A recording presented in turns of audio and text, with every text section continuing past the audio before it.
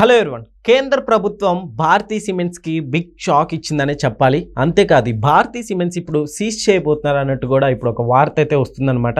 So ఇదే అంశం మీద విశ్లేషణ తీసుకునే ప్రయత్నం చేద్దాం. ప్రస్తుతం మనతోటి జర్నలిస్ట్ సిఎస్ రావు గారు ఉన్నారు. వెల్కమ్ చెప్దాం.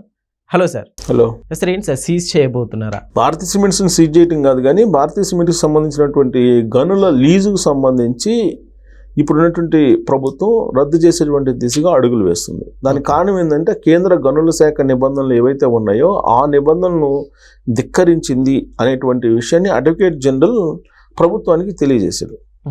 సో వాస్తవంగా దీనికి సంబంధించిన లీజుల విషయాన్ని గనుల శాఖ ప్రభుత్వానికి తెలియజేసింది. నిబంధనల ప్రకారం లేవు, పైగా కేంద్ర గనుల శాఖ ఈ నిబంధనల ప్రకారం లేవు అని చెప్పేసి రాష్ట్ర ప్రభుత్వానికి రాష్ట్ర గనుల శాఖకి సమాచారం లేఖ రాసింది. సో దాంతో గనుల శాఖ ప్రభుత్వానికి నివేదించింది. ప్రభుత్వం ఏం చేసింది, అడ్వకేట్ జనరల్కి చెప్తే అడ్వకేట్ జనరల్ మొత్తం పరిశీలించిన తర్వాత ఇవి నిబంధనలకు విరుద్ధంగా ఉన్నాయి, ఈ గనుల లీజు అనేది భారతీయ సిమెంట్కి సంబంధించిన గనుల లీజు, వాటిని రద్దు చేయండి అని చెప్పి అడ్వకేట్ జనరల్ సూచించడం జరిగింది. కాబట్టి ఇప్పుడున్నటువంటి పరిస్థితుల్లో భారతీయ సిమెంట్స్కి సంబంధించిన గనుల లీజుని రద్దు చేయడానికి రాష్ట్ర ప్రభుత్వం యోచిస్తుంది, ఆలోచిస్తుంది, ముందడుగు వేస్తుంది అనేది సమాచారం. ఇంకా అఫీషియల్గా రద్దు చేయలేదు, రద్దు చేసే అవకాశాలు కనిపిస్తూ ఉన్నాయి.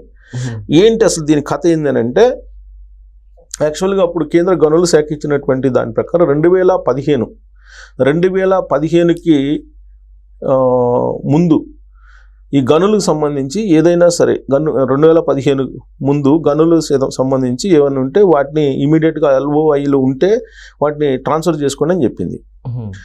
అయితే ఈ LOIని రద్దు చేసి ఇమీడియట్గా లీజులకి తీసుకోవాలా, వీళ్ళు ఇన్ టైంలో తీసుకోవాలా. కానీ ఏంటంటే యాక్చువల్గా రఘురామ్ సిమెంట్స్ పేరు ఉన్నాయి ఆ లీజులు. ఈ రఘురామ్ సిమెంట్స్ దగ్గర LOI తీసుకుంది, కానీ LOI తీసుకున్నటువంటి భారతీయ సిమెంట్స్ దానికి సంబంధించిన అనుమతి తీసుకోవాలి. సో అనుమతి తీసుకోకపోవడంతో ప్రభుత్వం దాన్ని రద్దు చేసింది. ఆ లైసెన్స్కి ఒప్పుకోలేదు. దాంతో హైకోర్టుకి వెళ్ళారు. హైకోర్టులో దానికి సంబంధించినటువంటి స్టేటస్కు ఉంది. ఈ పరిస్థితుల్లో ఇప్పుడు దాన్ని రద్దు చేయాలి అని యాక్చువల్గా 2015 జనవరి ఆ ప్రాంతాన గనుల శాఖ కేంద్ర గనుల శాఖ ఇచ్చినటువంటి నిబంధనల ప్రకారం ఓపెన్ యాక్షన్ ద్వారా మాత్రమే ఈ గనులని కేటాయించాలి సిమెంట్ ఫ్యాక్టరీకి, కానీ వేలం లేకుండా ఇచ్చారు. సో అందుకని వీటిని రద్దు చేయడానికి ఇప్పుడు కేంద్ర గనుల శాఖ అలాగే రాష్ట్ర ప్రభుత్వం అడ్వకేట్ జనరల్ వీళ్ళందరూ కూడా సిఫారసు చేస్తూ ఉన్నారు, రద్దు చేసేదానికి అవకాశం ఉంది. సో ఎంత ఇచ్చారు ల్యాండ్స్ అని అంటే, ఇక్కడ భారతీయ సిమెంట్స్ చెందిన కడప జిల్లాలో ఇక్కడ కమలాపురం, ఎర్రగుంట్ల ఈ 2 మండలాల్లో ఈ భారతీయ సిమెంట్స్కి 509 ఎకరాలు ఒక చోట, అలాగే 235 ఎకరాల 56 సెంట్లు ఒక చోట రఘురామ్ సిమెంట్స్కి కేటాయించారు అప్పట్లో. అయితే వీటిని భారతీయ సిమెంట్స్ వాటిని కొనుగోలు చేసింది, రఘురామ్ సిమెంట్స్ నుంచి కొనుగోలు చేసింది. కొనుగోలు చేసి LOI తీసుకుంది. LOI తీసుకొని దాన్ని యాక్చువల్గా వీళ్ళు ఏం చేయాలి, నిబంధనల ప్రకారం కంప్లీట్గా మార్చుకోవాలి LOIని.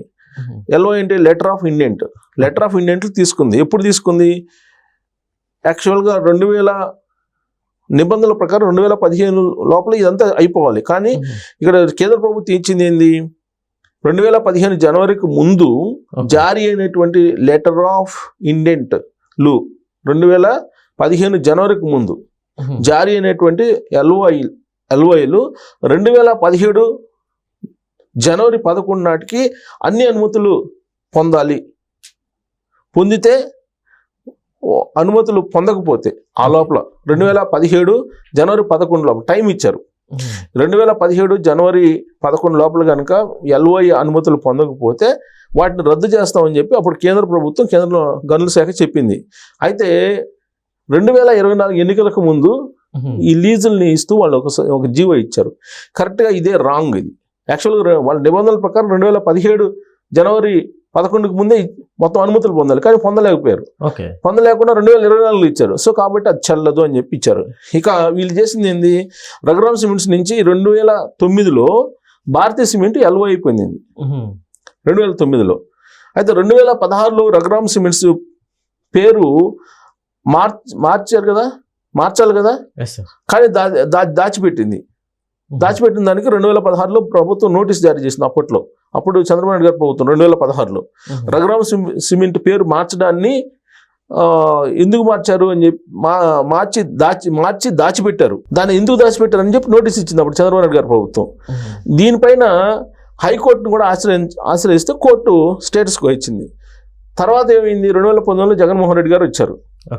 2024లో ఫిబ్రవరి 2వ తారీఖున ఈ 2 లీజులకు సంబంధించి అనుమతులు ఇస్తున్నట్టు ప్రభుత్వం జీవోలు జారీ చేసింది.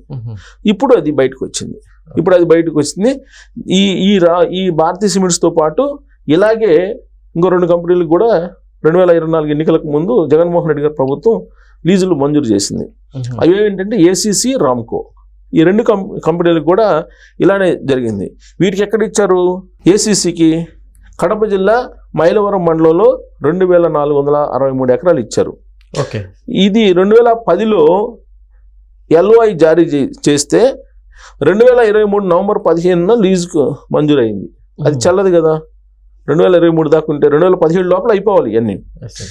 రామ్కో సిమెంట్స్కి ఎన్టీఆర్ జిల్లా జగ్గైపేట మండలంలో జయంతిపురం వద్ద 267 ఎకరాలు కేటాయిస్తే 2024 మార్చి 15 లీజులు జారీ చేసింది. సో ఇది చట్టవిరుద్ధం. సో అందుకే ఇప్పుడు ఈ 3 సంస్థల మీద ఇండియన్ బ్యూరో ఆఫ్ మైన్స్కి యాక్చువల్గా ఇవి మైనింగ్ ప్లాన్ ఆమోదం కోసం దరఖాస్తు చేసుకున్నాయి. అక్కడ దొరికిపోయినాయి ఇవి. సో ఇది IBM Indian bureau of mines ఏం చెప్తుందంటే ఈ 3 కంపెనీలు నిబంధనలను ఉల్లంఘించి అని చెప్పి గుర్తించింది. గుర్తించి వేలం లేకుండా అసలు ఈ లీజుల్ని మీరు ఎట్టిస్తారు కాబట్టి మీరు రద్దు చేయండి అని చెప్పి ఇచ్చింది. అందుకే రద్దు చేసే దిశగా ఇప్పుడు ఈ ప్రభుత్వం ఆలోచిస్తుంది. సార్ అయితే దీన్ని కూడా పొలిటికల్ గా ఏమైనా క్యాచ్ చేసుకుంటారు అనుకోవచ్చు? పొలిటికల్ క్యాచ్ చేసుకోవడానికి ఏముంది, అక్కడ నిబంధనలు ఉన్నాయి. జగన్మోహన్ రెడ్డి గారు నిబంధనలు ఉన్నాయి. ఇప్పుడు మీరు రఘురామ్ సిమెంట్స్ నుంచి మీరు తీసుకున్న తర్వాత మీరు ఇన్ టైంలో మన కేంద్ర గనుల శాఖ ఏదైతే జారీ చేసిందో దాని ప్రకారం నువ్వు చేసుకోవాలి. 2015 జనవరి 17వ తారీఖు లోపల నువ్వు చేసుకోవాలి, అనుమతులు తీసుకోలేదు. నువ్వు ఎప్పుడు ఇచ్చావు, నీకు అధికారం ఉంది కదా అని చెప్పి 2024 దాకా 2024లో ఇచ్చావు. మరి అది చెల్లదు కదా. ఇప్పుడు అప్పుడు ఐబిఎం అబ్జెక్షన్ చేసింది. రాష్ట్ర ప్రభుత్వానికి తెలిస్తే రాష్ట్ర ప్రభుత్వం దాన్ని రద్దు చేసేటువంటి దిశగా ఇప్పుడు ప్రయత్నం చేస్తుంది.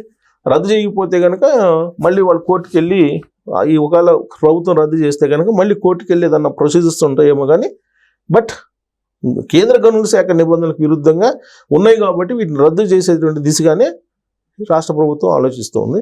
కేంద్ర గనుల శాఖ కూడా అదే చెప్తుంది. Okay sir, thank you.